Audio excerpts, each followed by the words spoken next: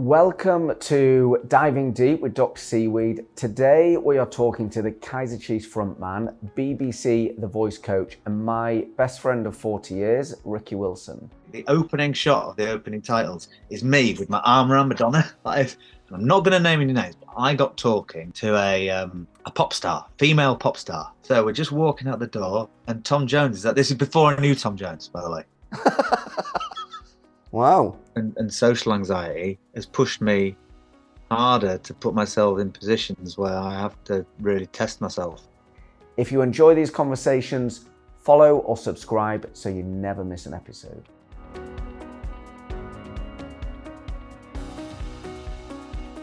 Right, so Ricky, thanks for joining us. Thank you, appreciate it. So you're primarily known as the frontman of the Kaiser Chiefs, but I know you've done countless other things, whether it's a radio DJ, you've had film roles, you've presented kids' art shows on TV, and you're a dad. But, can you tell us a bit more about what's going on in your life at the moment? At the moment, tomorrow I travel to Mexico, where I'm going to do a show, a festival. Yeah. The rest of the band then stay in Mexico for a couple of days. Then they go to Australia for a few days, where I join them. And I'm going to be in Australia for a couple of weeks, doing more Kaiser Chiefs shows. Yeah, and so I'm the only one coming home. Now, In between, yeah. And that's a lot of travel. But it's funny because in the past I just would have stayed out for as long as possible. But you get older and you have kids. Some of the others have kids as well. I'm just like, I'd rather go home, which seems weird, because when I'm away, the pull to home is really great, and it lasts about 10 seconds after you come through the door. Then you're like, I wish I was in a hotel room. These times you're away. I mean, look, you enjoy the quiet time. But Yeah. How do you manage that? You're away for long stints, then you're home for long stints. It's a balance. It's a balance, but I think that going away for anyone, being forced to go away makes you better when you're there. I think I'm much better when I'm there, and I've tried doing 9 to 5s when I'm there every morning and every evening, and I find that I just get I end up being not as sorry to use kind of like modern terminology. I'm less present when I'm there all the time. When I go away, I come back. I'm a much better dad that I go away for a couple of weeks at a time. Why would you apologise for using the word present? To make you feel awkward? It's a bit like, I feel awkward using all these terms, but unfortunately they're the best terms. I'm a progressive guy. I sometimes find it difficult using kind of like that kind of therapy talk. But you're happy using it? I will use it. Yeah. I have to. Sometimes it's the only words to use. And stop being so toxic. Stop being so toxic, indeed. So when do you enjoy, though? Like, you're away a lot. There's a lot of pressure on you. You are the front man. And even when you did The Voice, there were live shows. It was, huge viewership. How do you cope with that pressure when you're there? Well, this is two-parter. First of all, I do. It does become a lot of pressure, and I don't deal with it that well. I find everything quite terrifying. But then, truth be told, it's just entertainment. There are no lives at stake. You know what I mean? It's if you think about it in those terms, like TV is just being silly for money. Even being on stage, it's just a job where it's just a different kind of job, and there's no need for me to find it so terrifying. And also, I had this epiphany once where no one's favorite thing about anything that I do is when it goes perfectly. Everyone's favorite bit, if I fell over during a gig, everyone would say, I loved the bit where you fell over. Now, when you do a perfect show and everything's great, no one's ever said to you outside at the stage door or whatever, you know what, I loved the fact, I loved it when you did everything right. And you know, I use a story you told me once, or a lesson you learned to my kids, because you once said to me, and it took you a long time to get there, that when you get nervous, and you still get nervous, even though you've done however many thousands of gigs, it's just grown up excitement. Anxiety is growing up. No, yeah, yeah. Anxiety. Hang on, wait, no, Or nerves. nerves. It's like anxiety is grown up excitement. We tend to like taint everything the older we get and give it a negative spin. But although I have struggled with anxiety, it's also got me where I am. And that's why, whenever you go to like speak to someone or do some kind of therapy, and there's an idea that you can be sometimes cured of something, some things I don't really want to be cured of because I think Why? that, You worried it, it's like a superpower. yeah, well, I don't want to say it's a superpower because it both gets in the way but has got me here at the same time. So my life would be very dull and normal and boring if I didn't have those feelings about, you know, and social anxiety has pushed me harder to put myself in positions where I have to really test myself. And it takes its toll and it's had negative impacts, but the pros way outweigh the cons. Well, that's good, because you know it's taking a positive from a negative. And I know we've discussed this before, but it does fascinate me, because a lot of people I know who put themselves front and center, whether it's entertainment, TV, actors, whatever it is, suffer hugely with anxiety. And there seems to be this weird thing. It's like, well, if you have such anxiety about doing what you do, why do you do it in the first place? Why are you putting yourself in a position where you're going to feel anxious? Yeah, it does seem like a kind of paradox that like a lot of people that do put themselves in those positions struggle with various things, anxiety, whatever, nerves, social, feeling like socially awkward. And it's because I believe, I mean, I'm not a psychologist, but I think it's because from an early age, you kind of like to deal with these things, you create masks or personas or other ways to be, and you become very good at it. You become very good at becoming someone you're not in order to get through situations. You get, even like the first day of school, you have to like meet people, and it's tough, and it takes it out. Like extroverts, it charges them up, but introverts, it drains you. But you become very good at putting on those personas, and it becomes like a talent because talent is just practice. And so I think that people that are socially awkward or anxious have a lot of practice of making themselves maybe exaggerating certain parts of their personality or even making up new parts of the personality. And so they sometimes can come across as, outgoing, but for short periods of time. And that's basically a, shorthand for what I do for a living. It's Is like on tour, I have 22 and a half hours of being me, and then an hour and a half of being someone who I wouldn't particularly want to share a room with. It's like it's good, it's fun. He's outgoing, he swings off stuff, and he's the life and soul of the party. But I can't do it for long, and that's why I never go to after show parties because no one wants to really meet me after a show. They no, want to I've meet known the you a guys. long time, and I don't really want to. But I mean, I do remember once you'd played the O2. You're in London. You were headlining, and I was there. And afterwards, there was a party which we didn't go to, and we drove back in your car with your wife and your dog, and we got a McDonald's drive-through, and we sat and watched TV. And when you tell people, they're so disappointed that you're not like out doing crazy stuff. But you know, Yeah, it's hugely true. I was disappointed.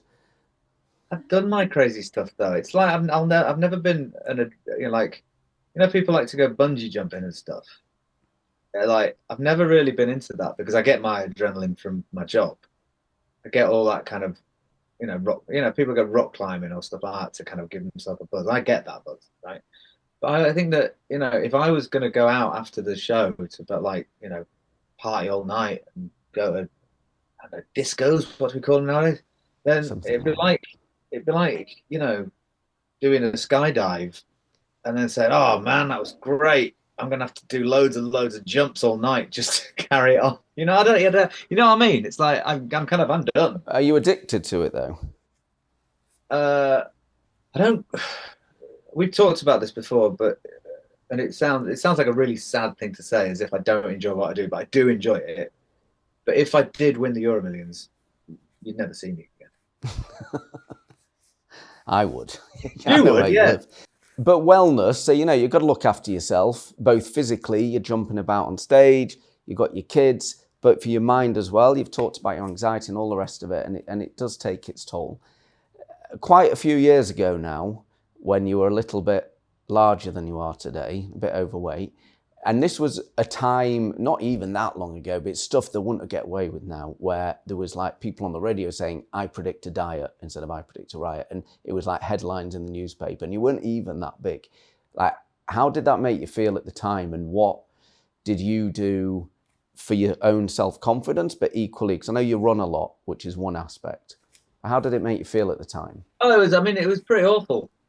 But people were just like saying that that's part of the course if you're in the public eye. And it used to be awful. I can remember like certain jowly frontman, portly popster. I was like, and to be honest, it was like a bit like like you and me. We look all right for our age, I think so. especially and if anyone when you see other people that like we went to school with, and you go, well, we're doing well, right? Yeah. Not mentioning any True. names, We'll, but we're we'll like we're mention a doing well. few. And I didn't even look that bad then, but for a pop star, I might be looked a little bit too much like a normal man in his whatever age I was at the time. And yeah, it was quite hurtful. And the problem is, for a long time, it doesn't inspire you when people talk about how rubbish you look to look any better. You just think, well, this is it. Or what would have changed it? What would have... I actually know what changed it, and that was the fact that uh, positive from negative. I drummer left, which you were quite excited about that, but I unfortunately you know. didn't get the gig. Drummer left, and I was thinking about There's time yet. ways to keep the band going, and TV seemed like a good option. And I'd been offered the voice. Well, I went for a meeting about the voice a few years, a couple of years before I went on it, but I didn't get the job. And then I was thinking maybe I didn't get the job because I'm not TV enough. And this shows how you know small-minded people are. A couple of years after, I I spent 1,500 quid on getting my teeth straightened, and I started running every day. And when the job came around again, I got it just because I was more TV ready. And you think that was a big, big decider? Oh, huge decider, yeah. Which seems awful, doesn't it? Well, it I does. was the same person.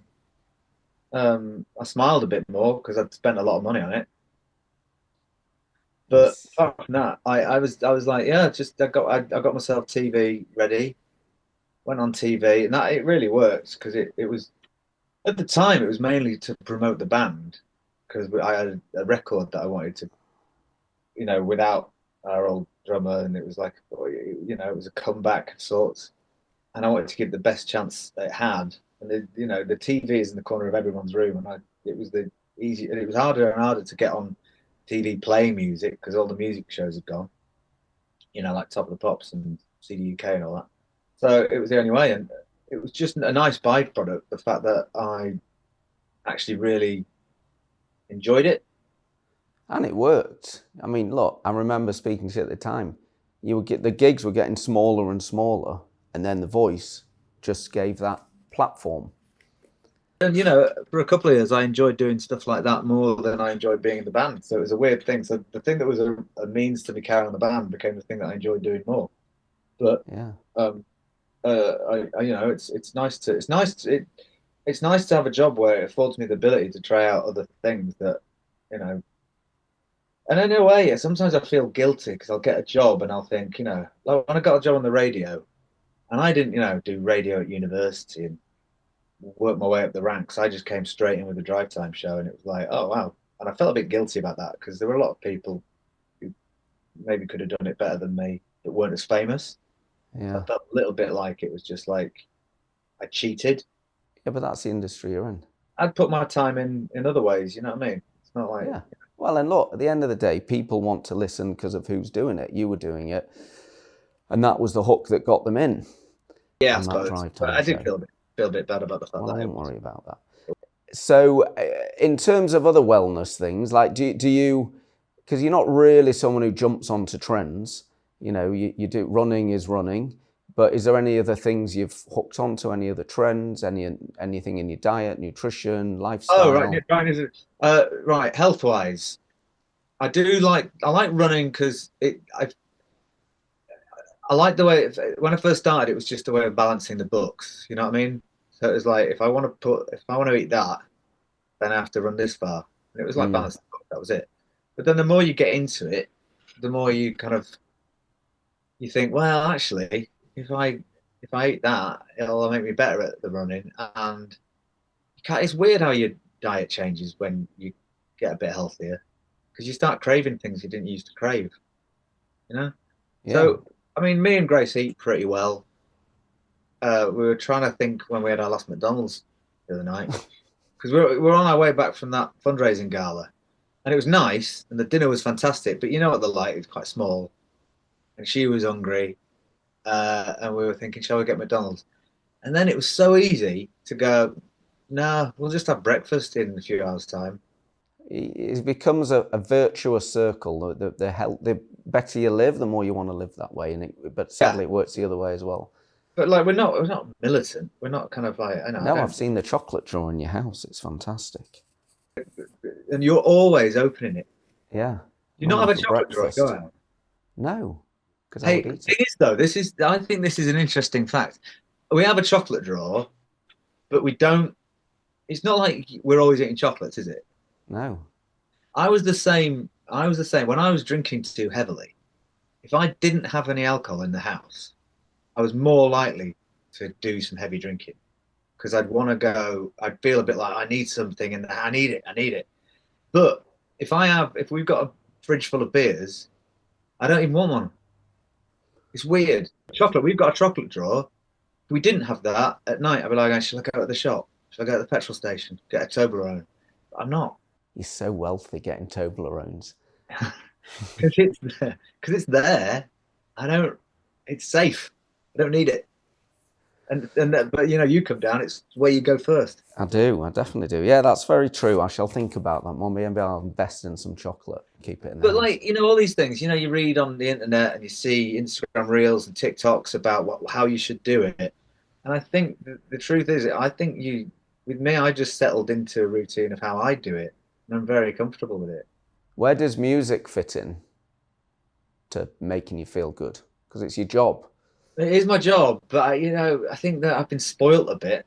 I used to love music. I used to listen to it all the time. It was my life. I used to love going out dancing, love going to see live bands. But because I've done it for so long, I find it quite difficult to. I find it, if I listening to music now, I'm either trying to work it out or I'm jealous of it, and that's not. So Grace listens to a lot of music, so it's always on in the house. And I find it a little bit like, what's the last thing you want to do after you've been making music all day? Listen to music. Do you think you'll get it back if and when you stop? Yeah, but I don't think I'll ever lose the jealousy thing. What? Because someone else is doing it? It's like this summer I've quite enjoyed watching bands at festivals. I'm getting there with it. But for a long time I was just like, nah, why are they so massive? I don't see it. I don't get it. I'm jealous. Or I'd Can, be like, oh, they're really good. I'm jealous. can you imagine if you were in a band when you were a teenager and then you went to university and then they went on and did really well? Imagine how jealous you'd be then. Put yourself in my shoes. Yeah, Um, yeah, but you weren't there for the tough times. I was. I was Tough very for, no, yeah, yeah. It was tough for a long time. I mean, this is interesting as well because it toughened me up so much that it really affected the way my life was for a long time. Because we had probably about, let's face it, 8 years of rejection.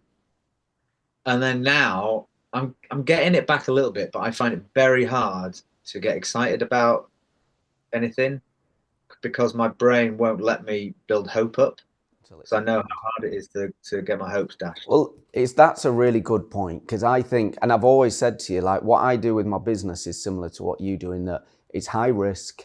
Once you make it, everyone assumes it's an overnight success. But I know you had years and years and years. You were called Runston Parva, then Parva. You got a record deal. You got somewhere high in the charts, but then the record company went bust, and you had to start again as the Kaiser Chiefs. Same guys, but start again. And you had songs from before that were fantastic, and you just killed them off because you couldn't. That was it. And it was reinventing and taking the knocks, but moving forward, and that takes a lot to do. It takes a lot, and it also takes some kind of weird inner. I mean, it's almost like a madness that you have that much self-belief. But what did drive you to do that? Just knew it was going to happen. Like, sometimes you can picture things definitely happening. Yeah. And now we're going to call it manifesting. These We present used to call day it words. wishing. Yeah. But like, yeah, but it wasn't even wishing. It was just, not even manifesting. It was just that I couldn't see any other way of it being, which seems like crazy now. No, because it's committing. Yeah, I was committed. Yeah. I didn't really, but even then, it's bananas to think how big it got because I was committed to something that wasn't as big as how big we got. It got loads bigger than I thought. Within the industry or within your life, are there any myths or stories you want to debunk, sort of things you want to get straight? Okay. Well, you kind of touched on it already, which is people see, like in with lots of things in my life. When you see someone's Instagram and they're kind of semi-famous and you're going, wow, they live an amazing life. I didn't know you could afford a private jet if you'd been on Bake Off. You know what I mean? And then you see what their life's like on Instagram. That's all we get. And it's so like, wow, this is so inspirational. But like, I'm an international pop star, right? And I drive a RAV4. People think I'm being driven everywhere in Rolls Royces and stuff like that. And That's because you're tight. yeah, there is that. Oh yeah, me and Grace got the tube to that fundraiser. Oh my goodness. And then they were saying, when you car rides, make it bring you around the front way so we can get you coming out of the car. We're like getting off the tube going, I'm kind of walking. Wow. So anyway, but like, what I was going to debunk is that, at gigs or anything, festivals, everybody dream is like, if you're there, is to get backstage, right? Backstage is the greatest place in the world. It must be amazing backstage. Backstage, I want to be backstage. And it's the most dull place there is to be. But even the festival is totally built to entertain people on that side of the fence. This side of the fence, the backstage area, isn't built to entertain you, right? It's just a load of sweaty men who are, and there'll be like 400 men backstage and one toilet. This is not a good place to be, right? And then, there's always loads of ladies' toilets, and sometimes we have to use the girl toilet. I mean, it sounds like you need better management, to be honest. But no, I want to debunk the myth that behind the, to use the Wizard of Oz thing, behind the curtain, it's somehow amazing, and it's just a working environment. And you've been backstage. Yeah. Well, I'll only use the toilet on your coach. The other ones are disgusting. You're not allowed to use that. I have done many times. Anyway, okay, so it's really... It's not a good enough myth to debunk, but I think it's a little bit like what people's perception of what things are like or what the work's like. And, even before when you said after the show, are you going to parties and that, I mean, there was the opportunity to do that, but very quickly into our career, we realized that, well, the show, if we're off stage at, like, let's say midnight, we've got to be at the airport at 6 a.m. And you can either decide you're going to go on through till 6 a.m. or you're going to try and get some sleep. And we were like, well, you know what? I don't like feeling like... Well, look, it's an industry, it's a profession. People have to be professional. But I guess there's a perception as well that people want to see. But I think that these days, probably since you started, I mean, you said to me once years ago that if you had the album sales you'd had 30 years ago, you wouldn't have to tour, you know, you wouldn't have to work. No. But now money comes through touring, which is hard work, not just through selling albums. So if we'd have had the same success in the 80s, I'd be on a yacht. Yeah. And if I had the same success in the 90s, I'd be in a much bigger house and I wouldn't have a mortgage. Yeah. But we got 2000s, and it was just, we were luckily enough just on the end of CDs, so we made a bit out of that. But now, So your point is the debunking is it's actually hard work. It's not that interesting behind the scenes, but we don't want too many people to know that because there needs to be a bit of glamour there. exactly, and I've shied away usually about doing anything about health because if I just always think to myself, Runner's World when I talk to me about running and how I keep up, what with health things. I'm thinking, is that what you want from your rock star? Don't you want to imagine they're brushing their teeth with Baileys? I don't really want to take my shirt off, and I don't, I'm like, And anyone I've met through stuff you've done, lots of people, fascinating people, I end up having the most inane conversations with them. oh, they're boring. But no, I find them interesting, but that says more about me.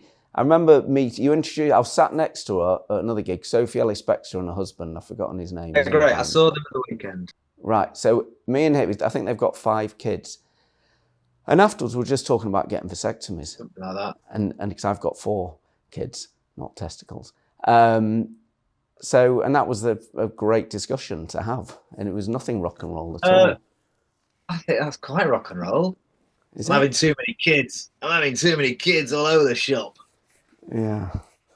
Okay. Have you had a vasectomy? No. You don't fancy it?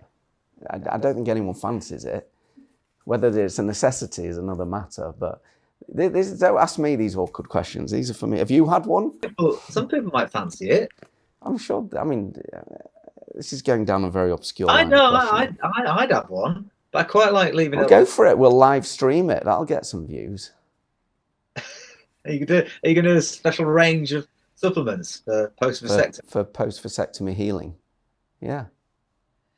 I've been taking the endometritis pills. You have? Yeah. Well, we did that. It was exactly a month ago because I ran out today. Yeah. Yeah, and because turmeric I take anyway because it's a miracle. Yes, it's a fantastic turmeric. Yeah. Right, because I get plantar fasciitis and it just cures that. It's fine. But then it came with the endometritis one, which has got like seaweed in it. Yep, seaweed, natural multivit, loads of good stuff. Anyway, on to some more light-hearted stuff. So look, I've known you and lived with you for 40 years or more, and you've got some great stories, and I've got a terrible memory. You're my memory of our childhood. But from celebrity point of view, or since you've been in this world, you've got some great. I mean, like you've got a great story about Hugh Grant when you're at Jimmy Carr's birthday party at his house. It was his birthday party.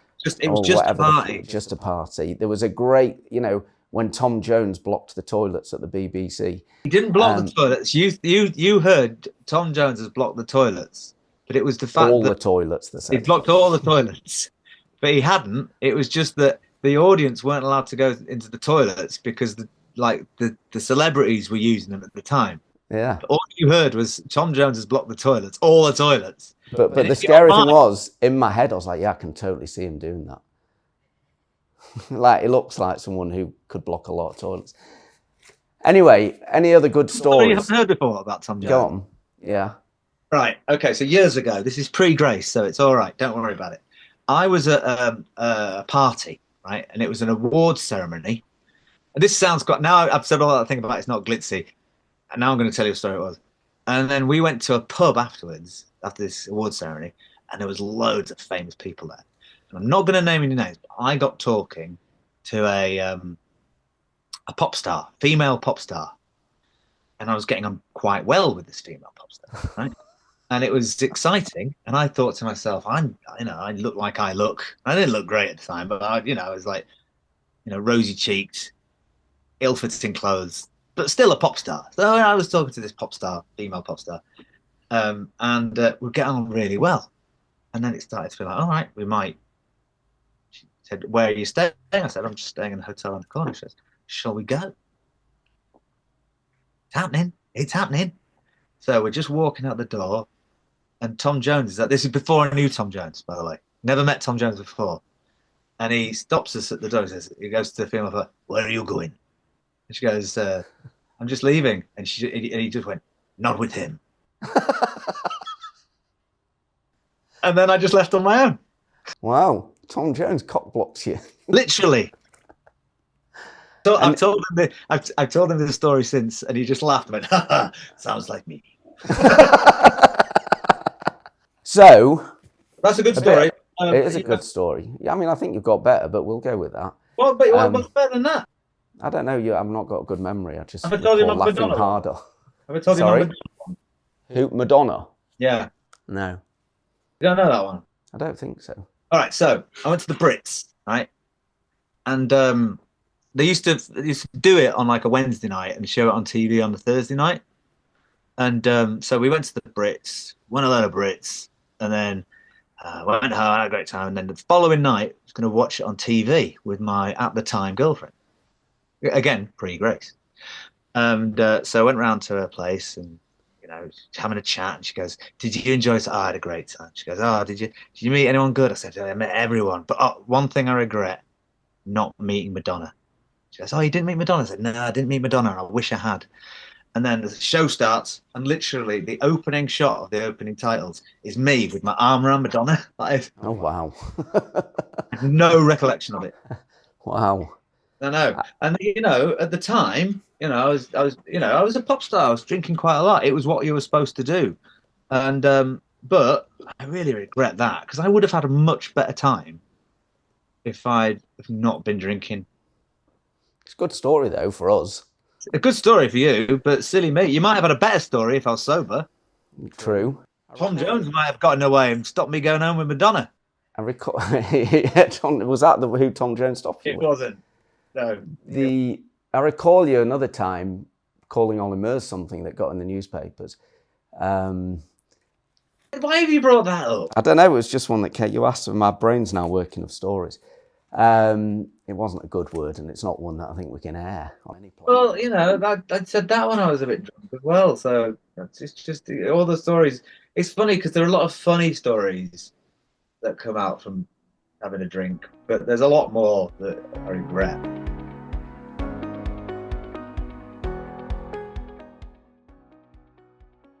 We're on my boat, okay, which you've been on before.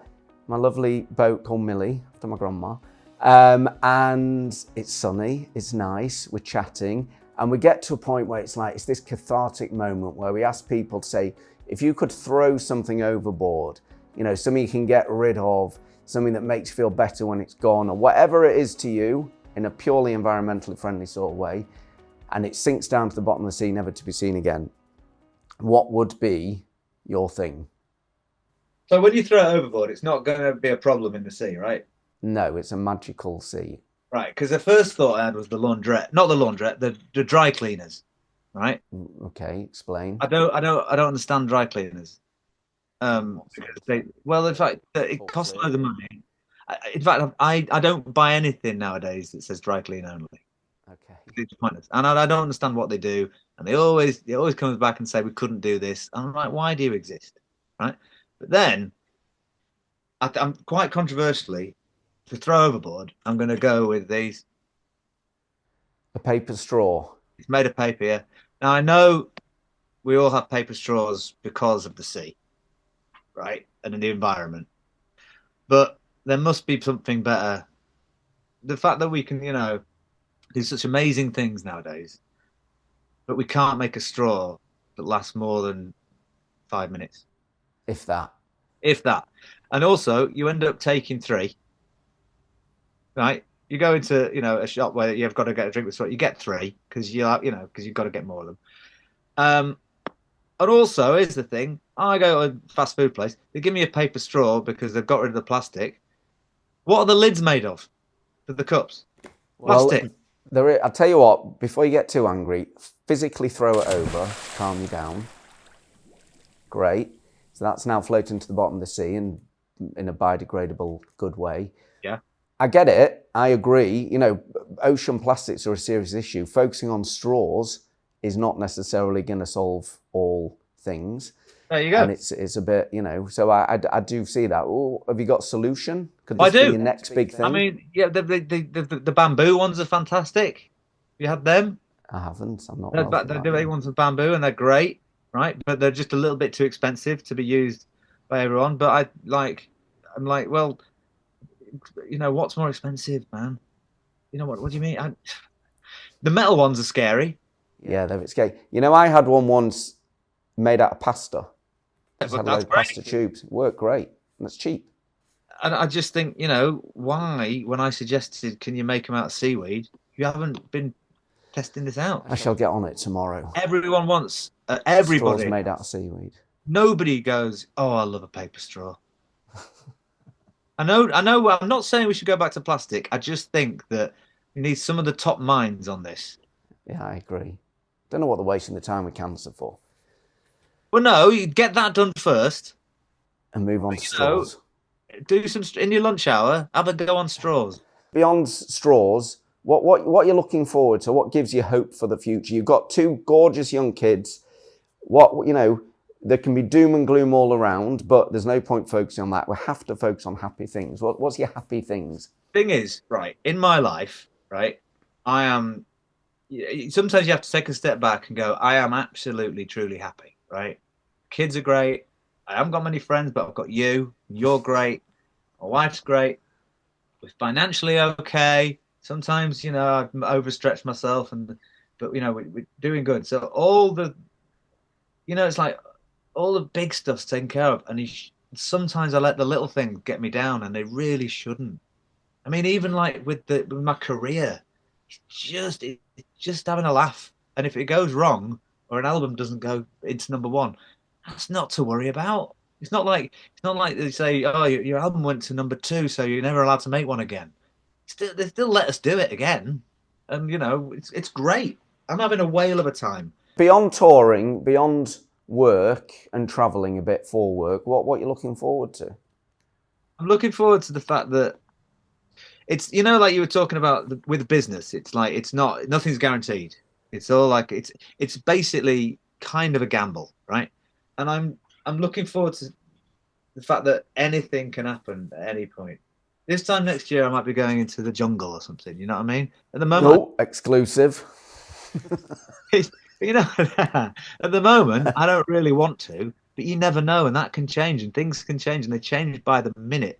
But okay, so let's take that hopeful, because I'm the same. I love the uncertainty. Some people, it's great fear. No one knows what's coming.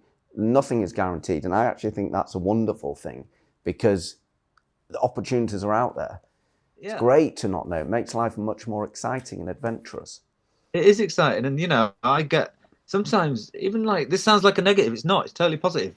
A few weeks ago, I had this new job that I'm really excited about, and it was a TV job, and I thought this is going to be great. If this pays off, then that's me sorted for a few years of like this is great, and then it just got taken away overnight, and I was like, I was a bit down for a bit, and then I started viewing things like that as not like I'm missing out, more like I've dodged a bullet, you know, because it could have been the end of me. Why do you believe in fate? Believe that? Well, I have to really, because I wouldn't have my kids and my wife and my life as it is now, which is perfect. It wouldn't be like it is now with all the stuff that's, you know, gone wrong. I mean, this time last year, I was going through like a personal hell, and I was like, you know, I had to spend some time in a hospital and stuff like that because you know, I'd taken on too much, and I lost it a little bit with my, you know, I lost my way and I didn't really know who I was, and I had to go through, you know, a bit of a rubbish time, but I don't regret it because it's here now. Is amazing. I'm so much better. I'm better now than I have been for the last 20 years. That's great. And I wish and you know, and it's like I wish I'd had some kind of breakdown a long time ago, because sometimes you do, because it means that you sort yourself out. Yeah, but the lesson is, bad things will happen, but they always come to an end. You know, there's always something good after, and it's knowing that. And it's really hard to say it out loud without sounding like some kind of inspirational poster on a kitchen wall. You know, I don't want to sound like I'm saying live, love, laugh, and I don't want to sound like I'm saying uh, it'll be all right in the end. If it's not all right, it's not the end. But that's the truth. Well, look, this is the cliche. Yeah, they come from somewhere. Cliches come from somewhere, yeah. Yeah, exactly. So, other than, look, you've just said something very personal, which is, good of you to say, and I'm happy you feel you can say it. But it can be a positive and negative, what you can do. But is there something that people don't know about you, something they'd be surprised about? I think, to be honest, people are probably surprised when they see you on stage. And I'll actually tell a good story. This is a good story. When you moved into your house and you had some building work done, you told me that your builder, who'd recognised you, he said, I see you on TV and you're all excited and you're happy. And when I see you around the house, you're just like, go ask Grace, go ask Grace. Right? And that's something I don't think people would see, because when you're front and centre, which you have to be, and when most people see you're full of energy, but actually the truth is you're not. But other than that, what else would people be surprised about? Well, that's the main one, really. But very few people get to see that. Just you, Grace, and the builder. But yeah, Lucky us. it's like I don't, you know, it's funny now because I've kind of become what I invented to an extent. But now I'm a lot more comfortable with being that character, and I've kind of grown into it a lot more, and I don't find it exhausting. I mean, even like at a party, you know, you'll find me in the utility room trying to recharge my batteries, not literally, but like, like kind of trying to build myself up to going back in. And it's great.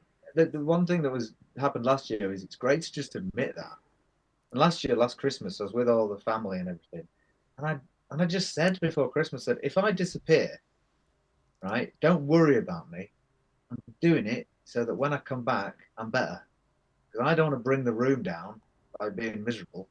Well, Or it's great to be aware of that. I mean, I actually remember years ago, we got some of the Doctor Seaweed products into Sainsbury's, and you and me actually stood on, it was in Holborn in central London, with a cut-out thing, all branded Doctor Seaweed for people to take pictures.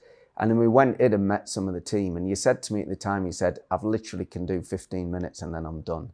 And I never really saw it, but it's because they wanted to meet Ricky Wilson and Kaiser Chiefs, celebrity person, and you had to perform in this, not sing, but I mean, you had to be this person that perceived. And then you were drained, and then we went and got a drink somewhere. And, and I get it, it wasn't, it's hard, it's draining to be constantly like some performing monkey. And I was happy to, wheel you out and watch you drain, but, it served a purpose. And then, but I see you've got to recharge. So that's a nice thing. I don't think people see that often with people in the public eye. They think they're always happy, always upbeat, life's fantastic. And I think it's nice for people to know that it isn't all the time. yeah.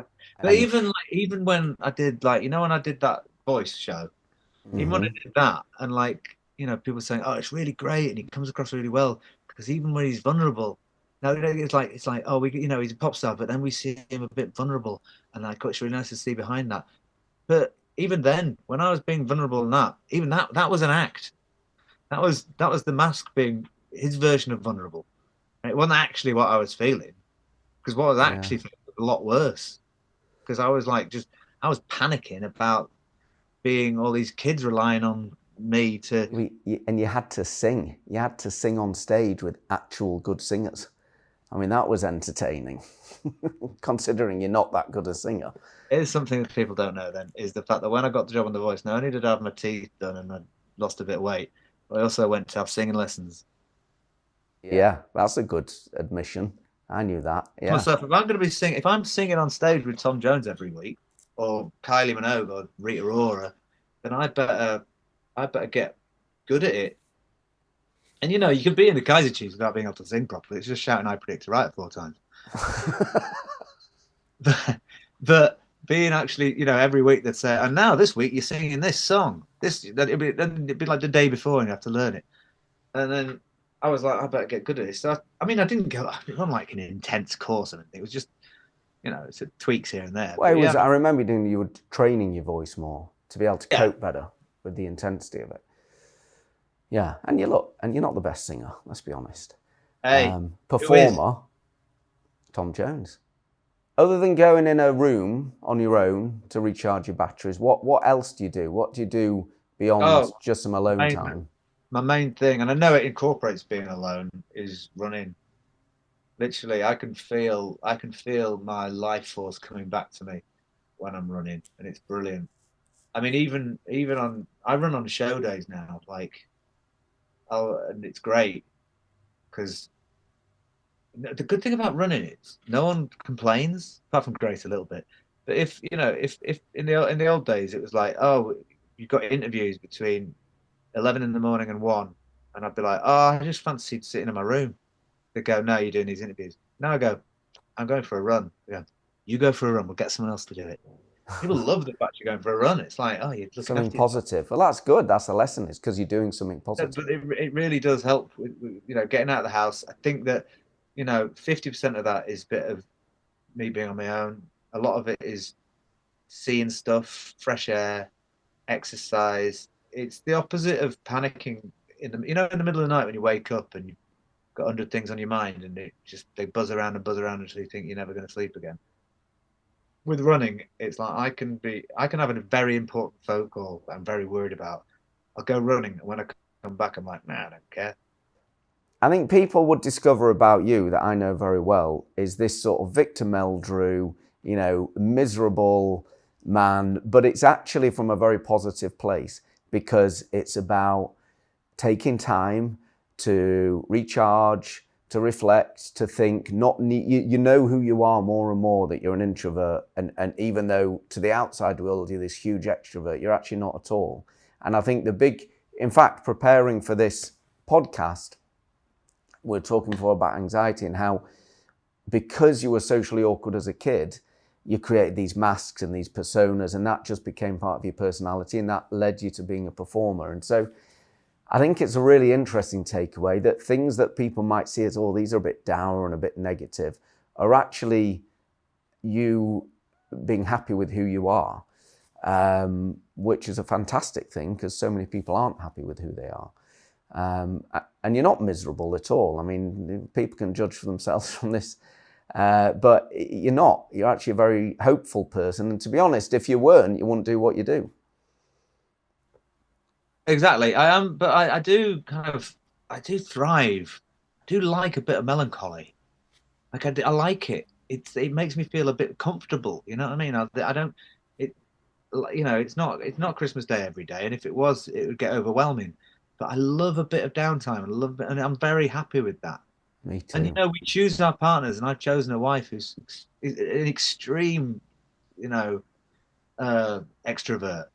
She loves it. She loves to She socialise. doesn't like being on her own for 1 minute, and then but we choose our partners in that way, and because she's the yin to my yang, and she makes my life a lot better. She forces me to do things. She forces me to get out of my comfort zone. And sometimes I curse it, but sometimes I think that and she's becoming a little bit more like me, and I'm becoming a little bit more like her, and it's really nice to discover yourself through that.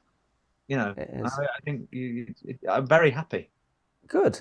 And It's even, there it's is. really interesting seeing our traits come across in our children, and as you know, we've got twins, which is the perfect social experiment. Like, not like we've treated them any differently, but they're totally different, as you know. Totally different. One's totally like me, and you know, I quite like it because he says things I can't say. Like if the whole family are around and he sat there with his fingers in his ears, like, mate, I wish I could do that. Well, but you see, I think there's an honesty in accepting that melancholy and the fact you do like to be on your own sometimes. You want to shut stuff out because someone used a term a while ago to me about toxic positivity. People who are always positive, always happy. It's not a natural state, and it's No, equally not a natural state to always be miserable. That's ultimately being a bit depressed, but you've got to flip between the two, and you don't appreciate the good times without the bad. And without the bad times, you can know that the good times are coming when you're going through the bad. So you've got to find a balance. And I guess, I don't know, look, we're both from Leeds. There is a sort of northern man thing, certainly when we grew up, you know, that you are a bit dour and you're a bit whatever, but, you know, it leads to a lot of humour, a lot of dry British humour, which is funny, even through misery. You're the funniest guy I know. Oh, bless you. And you've been at Jimmy Carr's house party. So that's Yeah, I pretty only good. went there once. Okay, so look, we're now 47 years old, okay? And we were friends all through our, you know, childhood, teenage years, everything else. But now for friendship's different. We've got kids and families and all that stuff. But what does friendship mean now? Because it is very different. We're doing different things. Oh, very different things. And it's not just like, do you want to come around and play, is it? Which is, No, I do, if you'd ask. yeah. But I mean, grown-ups, what are you supposed to do? Well, you say you're grown up. Look at the backdrop of your room. This is not his children's room, by the way. This is his office. Right, forget that. But what you're supposed to do as a grown-up is you're supposed to like mask all this like coming around to play with like various hobbies and sports like golf and watching the football or even drinking. You know what I mean? Like you have to have a pin it on something. And I don't think we pin it on anything. You pin it on the fact that you're coming down to work. I just like it when you come and you just hang out for a bit. There's a lovely nostalgia, though, the older you get, because you find yourself talking about stuff from the past, and it just makes you happy. But I don't think we have nostalgia because nostalgia kind of hints that it's got some sadness to it. Well, no, it's more there's only certain people who, like you say, Grace basically thinks we're losers when we tell stories from when we were younger. But to us, they're really special stories because it was our life. At some point, we all stopped getting photographs printed at Boots or whatever, you know? And like my last photos all have you in them. So I love the fact that I have a photo album downstairs and you're probably in 80% of the pictures. Yeah, it's great. You know, that was the time that, you know, from being old enough to have your own camera to them getting rid of real cameras, and you're in all the pictures, and I'm really happy about that. Oh, that's nice. Yeah, that's a nice positive. I've really enjoyed this chat. I mean, a lot of it I've known about you, but some I actually haven't. There's a couple of stories I didn't know. There's a couple of insights you've given. Genuinely, you've been really honest, and because it's not, you know, there's people listening, we hope. So I appreciate you being so open and honest. Yeah, Thank you. I think having kids does change you. So thank you for encouraging me to do it over the last, you know. Have kids? Yeah, because it's good. It does change everything about you, and suddenly you realize that even like when, you know, you're acting a certain way that you had never noticed that you do that before, you realize that your kids are such sponges. They pick up on everything. And suddenly you go, why am I being like this? It must be rubbing off on them in some way. So you kind of like, you fix up and you realize I never really felt like that. I'm putting it on. So it's nice to have kids because I think they keep me in check more than anyone else. And they've got no filters. They're pure joy. They sent me a lovely picture of just every time they draw me, I look like Mr. Potato Head. Yeah, a little bit. Which is, yeah, they're not the most artistic. I'm just going to show on camera. Yeah, I know this is so good for who's listening on the podcast, but this was the latest one. This was Uncle Craig hanging from the sky. You know, they're bullies. They are bullies. Say? Thanks again, and we shall speak soon.